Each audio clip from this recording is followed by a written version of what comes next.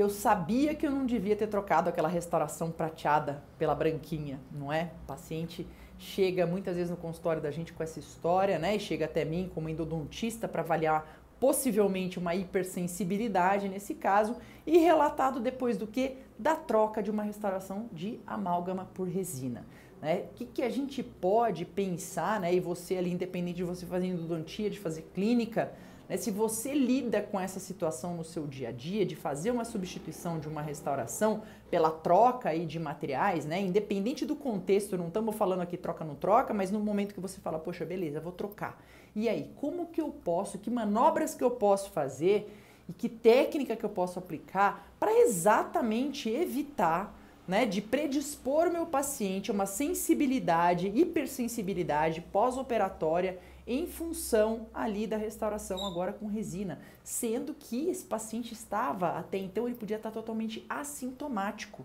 Fala, pô, mas aquele amálgama não estava mais adaptado, enfim, seja lá qual for a justificativa, né, você fala, poxa, o paciente estava sem dor, e para ele o que importa é isso, ele estava sem dor e ele trocou, fez uma restauração nova e agora ele está com dor. Então, isso daí é uma saia muito justa e dá para entender totalmente o lado do paciente que está ali, fala, estava tudo bem, estava tudo quieto, investi aqui e ainda o negócio piorou. Então, o que a gente pode fazer? Um cuidado que está ao nosso alcance, porque nem tudo está na nossa alçada. Essa hipersensibilidade pós, ela pode se dar em inúmeras situações, temos N variáveis para considerar, desde profundidade de cavidade, às vezes alguma trinca já presente, né, em dentina ou em esmalte, ou uma cúspide trincada ali adjacente a esse amálgama, situações que a gente vê com uma frequência cada vez maior no consultório, especialmente, né, se a gente considerar que nos últimos anos o tanto de pacientes, né, a porcentagem de pacientes que faz ou apertamento ou bruxismo, os dois, ela cresceu demais, né, no consultório e uma das consequências, das sequelas, é exatamente a gente vê uma situação de ocorrência, né, diferentes trincas, especialmente adjacente a materiais que são como, por exemplo, o amálgama, materiais extremamente de uma dureza extremamente maior do que a própria dureza do tecido dentário, certo? E isso acaba, né, ajudando nesse caso aí de uma parafunção, de uma sobrecarga mesmo que pode acontecer nesses momentos de apertamento e bruxismo e que a gente vê que o negócio simplesmente não é que a troca pela resina causou alguma coisa, mas às vezes aquele momento da troca ele simplesmente revelou algo que já existia ali, né, uma dessas situações aí de eventualmente uma trinca, até uma cúspide trincada, uma coisa ou outra, e que naquele momento da troca da restauração ele apenas se revelou através da sintomatologia, certo? Não estamos lidando aqui com essa parte das variáveis que não estão ali dentro do nosso controle ali de uma forma tão simples quanto a principal causa da hipersensibilidade nessa troca de restauração, que é uma hibridização adequada e a escolha adequada do material que você vai usar ali como sistema adesivo.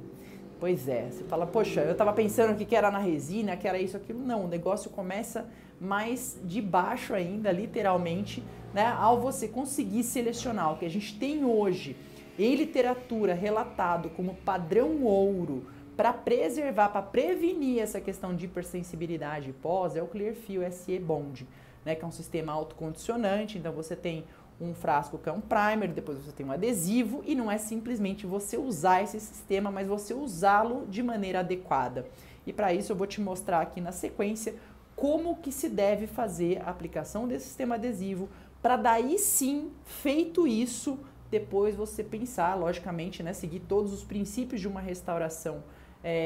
com resina, para você também minimizar a ocorrência aí de contrações de polimerização, né, que podem realmente gerar uma sensibilidade pós-operatória muito mais intensa e incômoda, levando em alguns casos, sim, até uma pulpite. Ela pode até ser uma pulpite reversível, só que ela não tem mais como ser revertida, e aí o paciente, por questão de manter a qualidade de vida, ele acaba fazendo um tratamento endodôntico de um dente desse, certo? Mas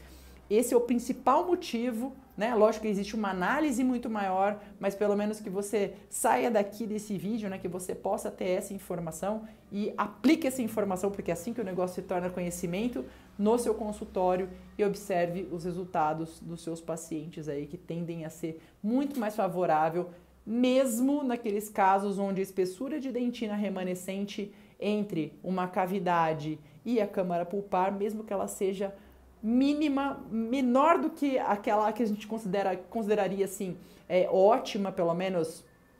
num padrão assim, qual que é o mínimo, né? Dentro do mínimo que a gente pode aceitar. 2 milímetros seria sensacional de dentina, mas tem às vezes uma espessura ainda menor, só que com protocolo de hibridização adequado, tanto com relação ao material quanto com relação à execução de técnica, você tem um pós-operatório sensacional e depois preservando, lógico, esse elemento dentário para ver se não acontece nenhuma necrose silenciosa, você tem a manutenção aí da sensibilidade pulpar, que é muito interessante. Seu paciente com certeza vai ficar muito feliz com o seu trabalho, tá certo? Então acompanha aqui na sequência esse passo a passo, deixa seu comentário, deixa seu like, é bom ter sua companhia aqui e com certeza faz muita diferença aqui para mim desse lado, saber que eu estou produzindo aqui algum conteúdo que está sendo útil para melhorar a sua clínica. Um grande abraço, um grande beijo e a gente se vê amanhã.